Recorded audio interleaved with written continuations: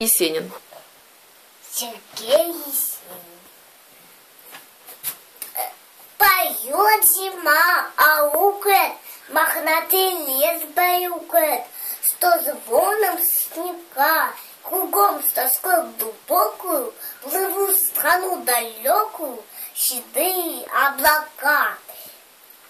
А под мечется, ковром шелковым стелется, но больно холодна, воробушки игривые, как детки счастливые, прижались у окна, а зёбрик толстый, малый, голодный, усталый, и жмутся поплотнее.